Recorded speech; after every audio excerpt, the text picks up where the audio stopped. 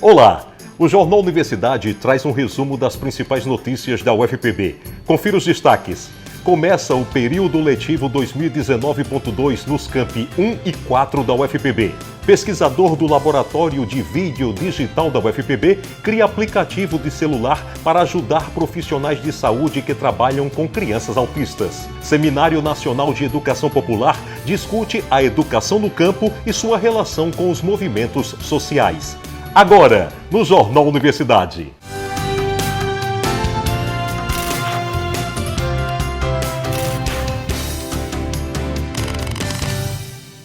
No último dia 15, teve início mais um semestre letivo na UFPB. Veja como foi. O período 2019.2 já chegou na UFPB. E junto com ele, rostos novos de alunos repletos de expectativas. Eu espero que seja algo muito tranquilo, muito didático, que eu possa aprender e crescer muito como pessoa, como profissional também, e que eu consiga ter a oportunidade de crescer aqui para algo futuramente acadêmico, eu ter mais espaço. Eu tenho a expectativa de me envolver muito com o curso, com a faculdade, com os projetos, tanto do DATAB quanto da própria sala, para que assim eu possa crescer e futuramente me envolver em mestrado, doutorado. Quem já é veterano também está cheio de vontade de dar continuidade à vida acadêmica. As expectativas sempre foram as melhores, porque desde que eu olhei a grade, eu me identifiquei muito, tanto com a grade, quanto com as pessoas, quanto com os professores. Então, só tenho que pensar positivamente do curso e desse novo semestre que está para vir.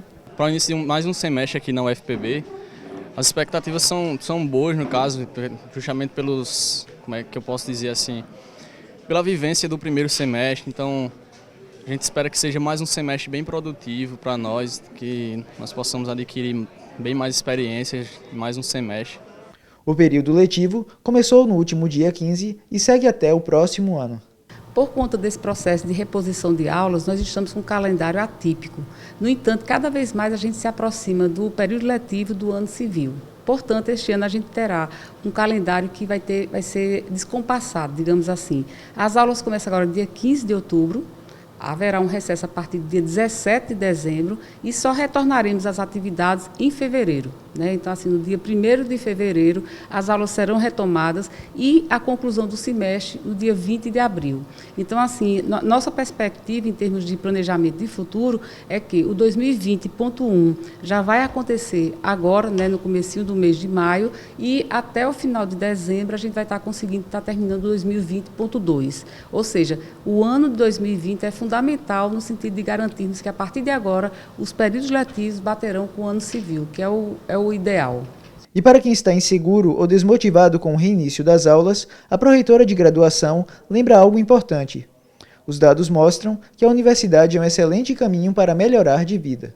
Um diploma de universidade pública federal garanta a este aluno ir para o mercado de trabalho numa condição melhor do que toda a família. Então, isso é muito importante que o aluno tenha noção o quanto ele deve fazer, se esforçar para concluir um curso no ensino superior e de preferência na universidade pública. E a reitora da UFPB, professora Margarete Diniz, deu as boas-vindas aos feras e aos veteranos. Chegaram aqui às custas de muito estudo, de muita determinação, enveredam agora pelo ensino, pela pesquisa, pela extensão, pela inovação tecnológica, pela internacionalização.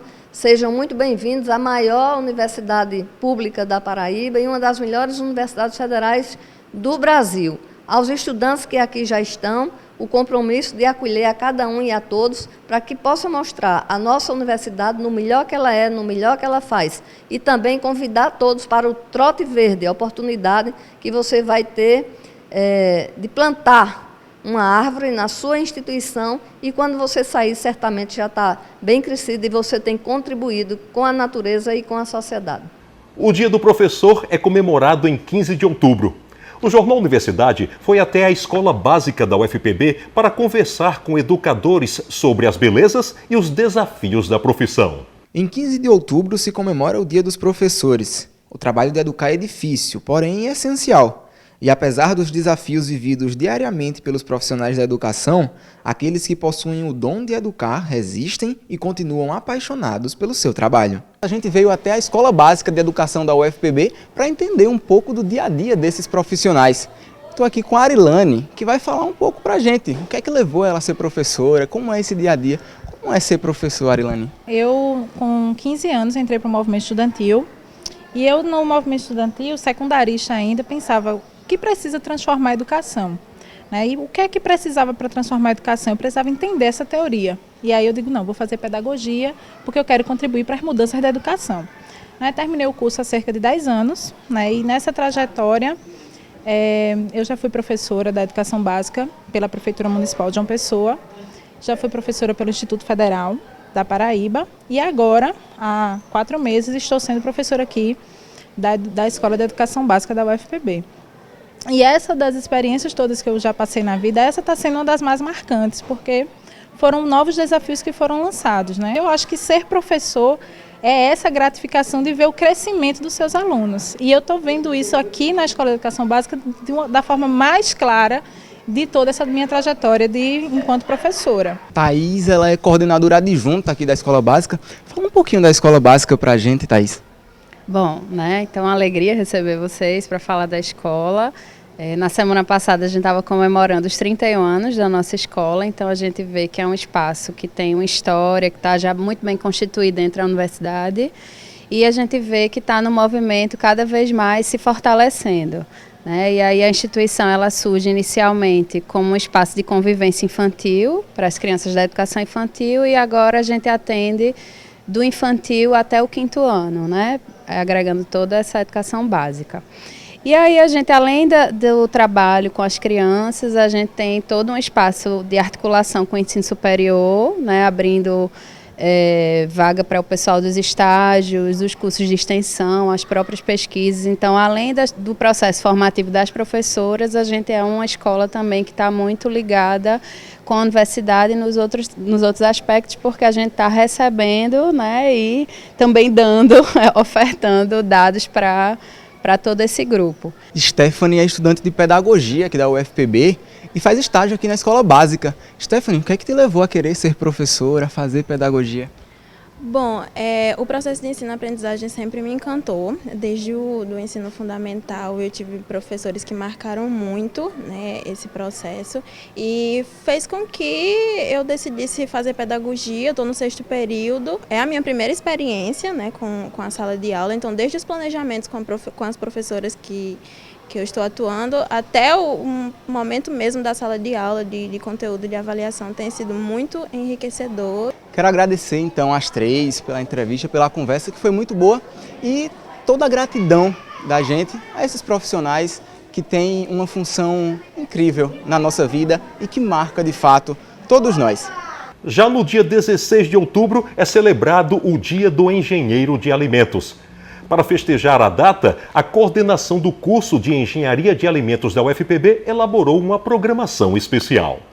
O engenheiro de alimentos é responsável pelo processo de fabricação até a comercialização dos produtos industrializados que chegam em nossas casas. É aquele profissional que tem que estar focado nisso, em desenvolver um produto de qualidade, nutritivo e de baixo custo, para que toda a população tenha acesso. O curso de Engenharia de Alimentos é oferecido há mais de 40 anos na UFPB. Para comemorar o Dia do Profissional da área, dia 16 de outubro foi realizado o primeiro Fórum de Egressos do curso. O Fórum de Egressos, ele vem justamente para que a gente tenha essa retroalimentação, né? A universidade, a gente forma os profissionais, as empresas têm uma demanda e muitas vezes a coisa ela não combina, né? A empresa, ela vai com a velocidade maior nas transformações. E a gente, enquanto universidade, a gente vai mais devagar, né? Então, precisa que a gente tenha essa conexão, né, com os egressos, para que a gente consiga estar sempre atualizando, né? O evento permitiu o reencontro dos ex-alunos do curso que puderam relatar as experiências após a graduação.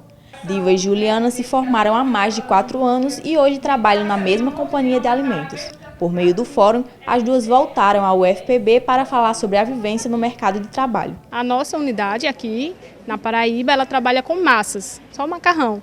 Massa espaguete, as curtas e massa tipo ninho. Então, de forma geral, a gente apresentou como é a nossa rotina. Hoje, o aluno ele sai do curso imaginando que vai entrar numa indústria como um responsável técnico, vai entrar como engenheiro, ganhando até um piso de salário de engenheiro, e não é bem assim. Hoje a gente precisa atuar em todas as etapas do processo, então eu preciso começar como um supervisor, depois um analista, depois um coordenador, até um cargo de gerência, supervisão, que a gente precisa entender o processo como um todo para a gente começar a crescer. A paixão de Cláudia pela área é de família. O meu pai é que foi a porta de entrada para a escolha do curso, né? Pelo fato de que eu sempre gostei da área de exatas, como eu já falei, e meu pai, ele era engenheiro de alimentos, na época eu cresci vendo ele fazendo curso de engenharia. Foi a minha inspiração. E segui a mesma linha, fiz pós-graduação igual a ele e fiz o doutorado também. Já a minha irmã, ela já entrou como engajando-se no que eu fazia e também se identificou com a área, só que ela já partiu para a área industrial. Então lá em casa nós temos tanto eu que gosto da área acadêmica, que segui essa área acadêmica, a área de profissionalizante, de capacitação, quanto minha irmã que seguiu para a área industrial, que também gosta muito, se identificou bastante. Então uma ajuda a outra. E o meu pai também serve de alicerce, entendeu? Então a gente trabalha sempre em conjunto. Ela se formou há mais de 11 anos e hoje atua como técnica de laboratório na UFPB. Vamos para o intervalo. No próximo bloco, veja como foi o 2º Congresso de Biomedicina da região Nordeste. O Jornal Universidade volta daqui a pouco.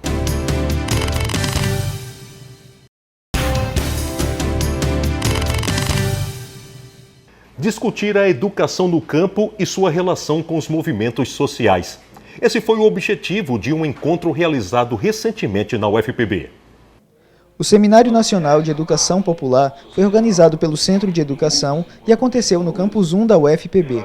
O intuito foi debater aspectos teóricos e práticos sobre a educação do campo e a luta social. Aqui a gente está discutindo as experiências que estão sendo desenvolvidas nas escolas, nos movimentos, nos assentamentos e tentando com isso nos encontrarmos e nos articularmos para lutar pelas políticas de educação do campo. O evento contou com apresentações culturais que interagiram com os participantes, além de mesas temáticas. Este palestrante falou sobre o papel da educação do campo no empoderamento da população rural.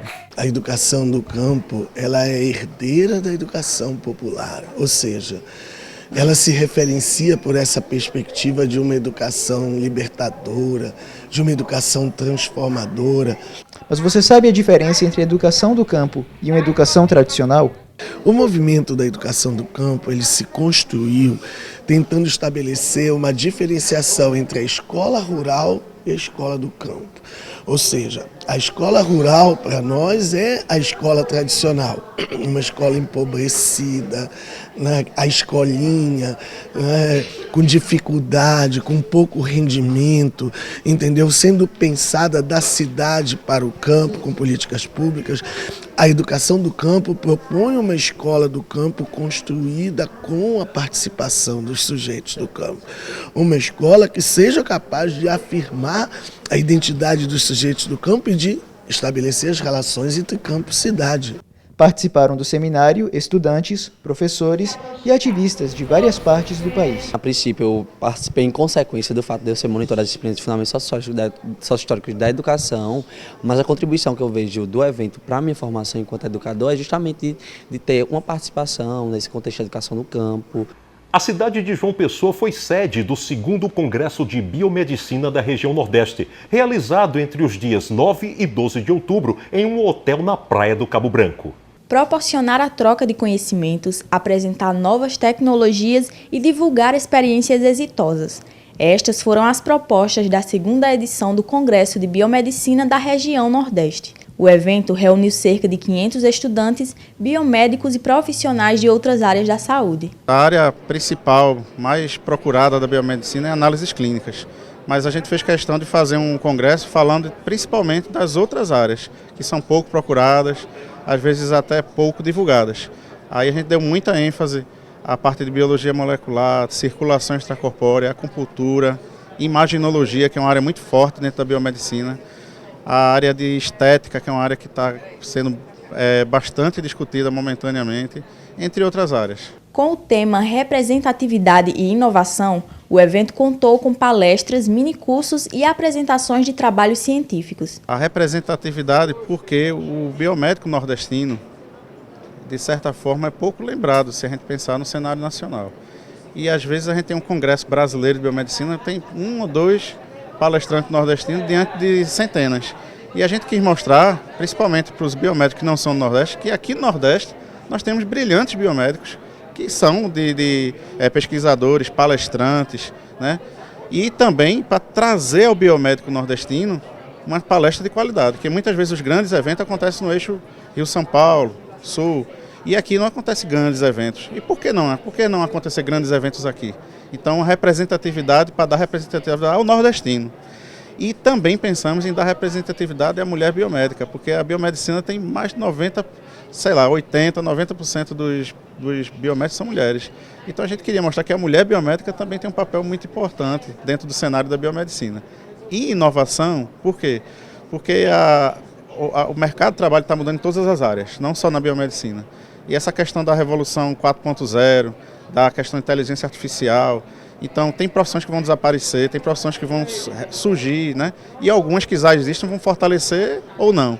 E a biomedicina tem que estar atenta a isso. Diferentes áreas do campo biomédico puderam ser abordadas, entre elas a parasitologia, que foca nos vários métodos de diagnóstico, tratamento, prevenção e controle de doenças parasitárias. Os parasitas circulam no mundo. Inclusive nós temos vários parasitos antigos que retornaram, doenças antigas que retornaram. Só para ter uma ideia, em 2017 a malária dobrou de quantidade no Brasil. Houve uma falha, eu considero que houve uma falha na vigilância sanitária, e inclusive voltou sarampo, voltou sífilis, há uma falha da vigilância e doenças antigas retomam. É sobre isso que nós vamos falar, chamar a atenção, principalmente dos jovens, para ficar atento a estas áreas. Às vezes a gente gasta rios de dinheiro, muito dinheiro, para tentar curar uma doença rara. E a gente tem crianças com parasitoses que chegam a morrer. Onde com o medicamento, a informação, às vezes a informação, porque o medicamento é barato, o medicamento existe e falta que a informação para as pessoas, para salvar essas crianças. O congresso reuniu palestrantes de grande relevância da biomedicina no país. Ana Carolina Monteiro fez mestrado na UFPB. Ela é a primeira biomédica com pós-graduação em modelo, decisão e atuação. O que eu trouxe para a turma agora de biomedicina foi a criação do modelo de decisão, qual o melhor modo que a gente pode prevenir as crianças de ter enteroparasitose, de ter parasitas. Então a gente acaba criando um modelo e mostrando quais são os fatores de risco e de proteção para uma criança não ter. Alguns estudantes puderam participar do evento como monitores. Ainda no primeiro período do curso, Gabriel Nunes já decidiu que quer seguir na área da docência. Acho que de diversas formas, né? Já que hoje em dia o mercado de trabalho está bastante concorrido, né? E o que faz o diferencial é você buscar dentro do seu curso as oportunidades que aparecem. E eu vejo nessa monitoria não só o aprendizado, né? Para você saber lidar com as responsabilidades de um congresso, de lidar com outras pessoas, mas também para agregar também no seu currículo, né? Vamos para o intervalo. No próximo bloco, Encontro de Física debate a importância da mecânica quântica para a ciência. Conheça o Tutoplay, um aplicativo de celular que auxilia profissionais de saúde que trabalham com crianças autistas. O Jornal Universidade volta já.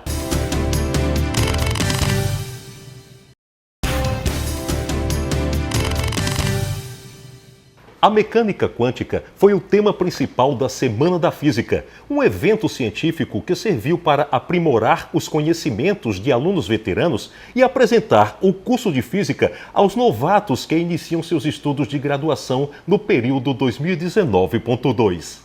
Foi no prédio da Prefeitura Universitária, no Campus 1 da UFPB, onde aconteceu a abertura da Semana da Física 2019. O evento foi promovido pelo Centro Acadêmico de Física, em parceria com o Programa de Educação Tutorial. Este encontro retorna ao calendário de eventos científicos da UFPB após quase uma década de sua última edição. A gente, como grupo de estudantes, a gente sentiu a necessidade de trazer um evento cujo principal função dele fosse unir os alunos da graduação com o trabalho de pesquisa que é feito na universidade. A ideia do evento é justamente trazer esse contato, né, entre os professores, entre os pesquisadores da universidade e a graduação, inclusive para animar os alunos da graduação. A Semana da Física 2019 contou com o apoio do Departamento e da coordenação do curso de Física do Centro de Ciências Exatas e da Natureza da UFPB, oferecendo aos estudantes da graduação a oportunidade de expandirem os conhecimentos adquiridos em sala de aula. É um momento especial para nós, é muito relevante, não só para os alunos conhecerem o que é feito, como se faz e debater como fazer, mas também para os professores conhecer os alunos. Porque eu dou algumas disciplinas, mas eu acabo não conhecendo todos os alunos do departamento. E um evento desse, em uma semana, nos dá uma ideia de como é todo o corpo docente. Os alunos têm ideia de como é todo o corpo docente. A vice-reitora da UFPB esteve presente na solenidade de abertura. Ela destacou a relevância do ensino da física para o desenvolvimento da ciência e a importância de eventos como este na formação de futuros pesquisadores e professores. Primeiro é a inter-relação entre pós-graduação e graduação. Segundo, porque essa é uma oportunidade, digamos, de energizar, de dar um novo fôlego aos alunos que muitas vezes, em razão do cotidiano, das paralisações, eles ficam de alguma forma desmotivados. Então esse é um momento de diálogo entre corpo docente e discente e, sobretudo, porque também é um evento que tem a iniciativa e a participação do centro acadêmico. O mundo da física quântica. Encantos e possibilidades. Este foi o tema da palestra de abertura, ministrada pelo professor Valdir Bezerra. Uma pesquisa de mestrado do LAVID, o Núcleo de Pesquisa e Extensão em Aplicações de Vídeo Digital da UFPB, resultou numa ferramenta que vai auxiliar profissionais que trabalham com crianças autistas. Confira. O autismo é um transtorno neurológico que prejudica a capacidade de interação social e de comunicação. Recentemente, a nomenclatura correta passou a ser transtorno do espectro autista. Nos Estados Unidos, 1 em cada 59 crianças tem o diagnóstico de autismo. No Brasil, os dados são escassos e apenas no censo de 2020 os números serão divulgados. Apesar da negligência com pesquisas que revelem dados sobre autismo no país, as formas de auxiliar no tratamento ganharam agora um novo aliado. Rafael é pesquisador do LAVID e desde a graduação sempre utilizou a tecnologia para impacto social. Em seu projeto de mestrado, ele uniu os estudos com um laço familiar.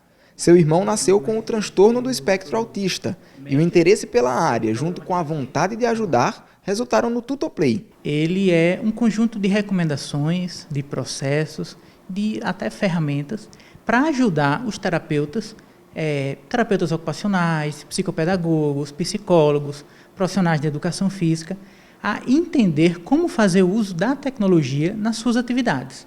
Então, hoje em dia, o que a gente percebeu com a pesquisa é que os terapeutas conhecem o potencial, acham interessante, mas não sabem como utilizar isso de uma maneira funcional, não sabem como utilizar todo o potencial da tecnologia. Na pesquisa, Rafael descobriu que 27 práticas ajudam o indivíduo com o transtorno, mas poucas delas são conhecidas. A gente começou fazendo um grande estudo sobre aquilo que é publicado nas melhores revistas científicas, nas grandes discussões.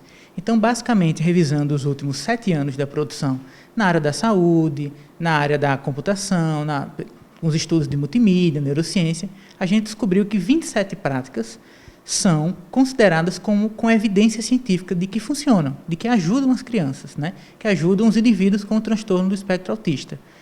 Diante disso, a gente pegou esse conhecimento que estava guardado, vamos dizer assim, em instituições ou discussões de ponta e foi verificar qual é a realidade prática, qual é o dia a dia dos terapeutas. Para isso, ele contou com o apoio de profissionais da área, entendendo o dia a dia e as dificuldades de suas rotinas. 28 deles foram da FUNAD. Érica foi uma delas e explicou que antes o celular era usado apenas como meio de premiação ou como um reforçador. A gente subutilizava a ferramenta, né? Na verdade, a gente não conhecia todas as possibilidades do uso da tecnologia assistiva, o celular ou essas mídias, como recurso terapêutico. Então, a gente usava simplesmente como reforçador. Ou seja, o nosso paciente ele tinha muito interesse no celular, pouco interesse na atividade terapêutica, então a gente mediava, fazia um roteiro que era tantas atividades conquistadas, você recebe o celular no final, ou você vê o videozinho do YouTube que você gosta. Então, assim, quando o Rafael chegou para fazer essa pesquisa com a gente, ele observou, vocês usam de uma maneira única. Então, tem N situações as quais vocês poderiam estar utilizando como ferramenta, como recurso terapêutico, e por falta de conhecimento mesmo da gente, do instrumento digital, né, das possibilidades, a gente não usava. Os resultados com o Tutoplay foram positivos, pois foi constatado que a ferramenta é relevante para o processo de evolução da criança com o transtorno. Ele pensa agora em perspectivas futuras, que possam auxiliar, inclusive, os pais. Funciona. Vamos agora pensar perspectivas futuras. E o que são essas perspectivas futuras? Organizar toda essa estrutura dentro de um grande ambiente, uma plataforma, um site, até mesmo um aplicativo, onde o terapeuta planeje, gerencie as atividades da criança e possa, inclusive, disparar conteúdos para que a criança use com seus pais, os familiares em casa. A ferramenta já está ajudando Érica, que agora estrutura as atividades de forma mais eficiente, associando a tecnologia ao processo terapêutico. Ele conseguiu conciliar o que a gente quer do processo terapêutico com nossas técnicas dentro da utilização dessa tecnologia assistiva. O J1 fica por aqui. Você pode acompanhar essa e outras edições do Jornal Universidade no canal da TV UFPB no YouTube. Obrigado por sua companhia e até o nosso próximo encontro.